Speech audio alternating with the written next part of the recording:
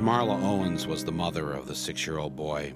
In order to get food stamps and health care for her children, Tamarla was forced to work as part of the state of Michigan's Welfare to Work program.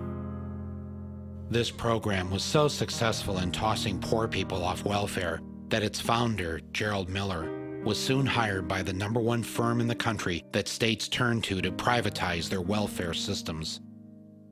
That firm was Lockheed Martin. With the Cold War over and no enemy left to frighten the public, Lockheed had found the perfect way to diversify and the perfect way to profit from people's fears, with an enemy much closer to home.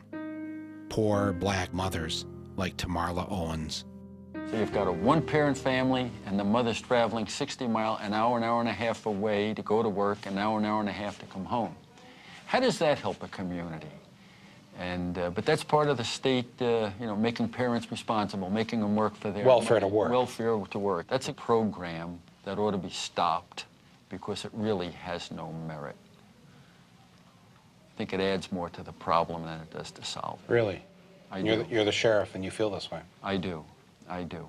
I wish I could put 2 parents in every home and make every parent equally responsible, but you can't do that.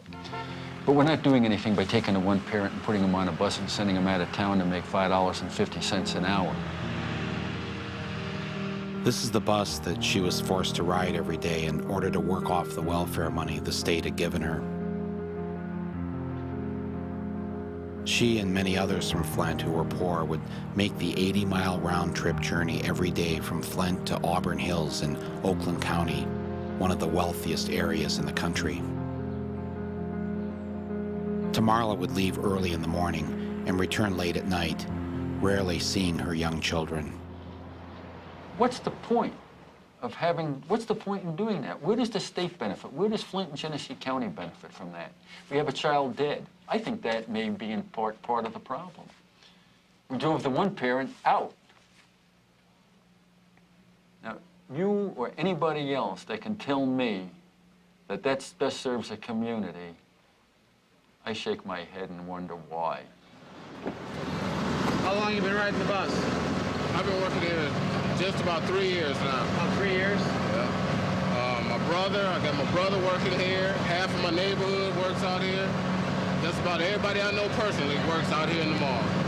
In Flint, doing the same thing I'm doing now. They only pay minimum wage in Flint. I come 40 miles to make $3 or $4 more an hour. How much you make an hour here? I make $8.50 now. $8.50? Yeah. Is that enough to pay the bills?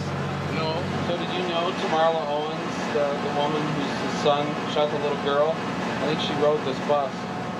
I knew her a little bit, not real good. Nice lady? Yeah, she was okay. She came to work every day, did her job. She worked 2 jobs, so. Worked 2 jobs? She worked, she was trying to make ends meet. This is Dick Clark's American Bandstand Grill, where Tamarla worked one of her 2 jobs. She worked in this room here as a bartender, fountain person, making drinks, making shakes, desserts. Was she a good employee? Yeah, she was.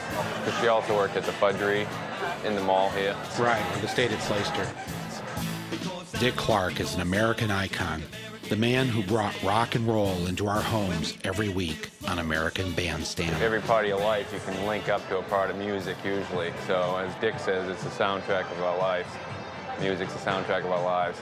His restaurant and the fudgery here in Auburn Hills applied for special tax breaks because they were using welfare people as employees.